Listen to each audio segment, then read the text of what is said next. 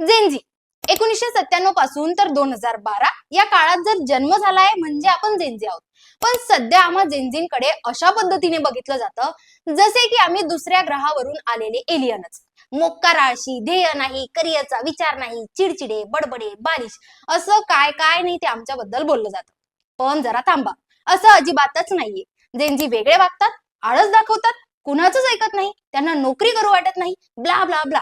असे सगळे जे प्रश्न तुम्हाला पडलेत ना, आज त्यांची उत्तरं देऊनच टाकते राव. तर सगळ्यात पहिले आम्हा जेनझींचा जन्म स्मार्टफोनच्या युगात झालाय. तर ऑब्व्हियसली आम्ही स्मार्टच असणार ना. आम्हाला लांब लचक भाषण आवडत नाही. काय मांडायचं, थेट मुद्द्यावर यायचं, हेच आम्हाला पटतंय. आणि बाकी निर्णय सुद्धा आम्ही क्षणार्धात घेतो, कारण आमचा मेंदू फिल्टर करायला प्रॉपर शिकलेला आहे. आधी म्हणायचे की जे वयाने मोठे असतात तेच बरोबर असतात, पण आमच्या बाबतीत असं नाहीये.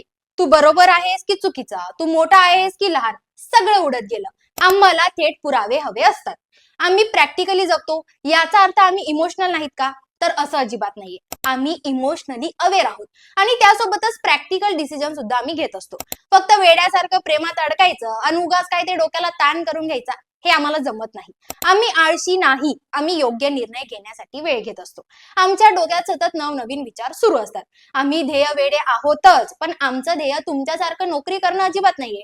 तर आम्हाला आमची आवड जपायला आणि आवडीच्याच कामात करिअर करायला आवडत असतं. उगाच आयुष्याचे लावून घेत रडत बसणं आम्हाला जमत नाही. आम्ही प्रॅक्टिकल जगतो, मेंटल हेल्थ पण जगतो आणि सॅटिस्फॅक्शन वर लक्ष देत असतो. कोणाच्या हाताखाली राबायला आम्हाला पटत नाही. बाकी आम्हाला बॉस नावाची जी संकल्पना आहे ना, ती पण अजिबात पटत नाही.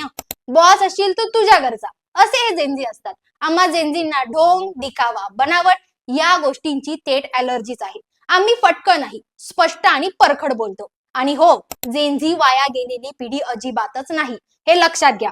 ही पिढी ऐकून घेणाऱ्यांमधली नाही, तर प्रश्न विचारणारी पिढी आहे. ही बंडखोर पिढी आहे. चुकीच्या गोष्टीला चुकीचं म्हणणारीच पिढी आहे. लाळगोटेपणा या पिढीला जमत नाही. बाकी चुका तर सगळेच करतात हो, पण आम्हा जेनझींनाच का हायलाइट करतात माहित नाही. म्हणून नेक्स्ट टाइम जेनझींबाबत बोलताना आधी त्यांचा विचार समजून घ्या, कारण आम्ही प्रश्न विचारतो, गप्प बसत नाही.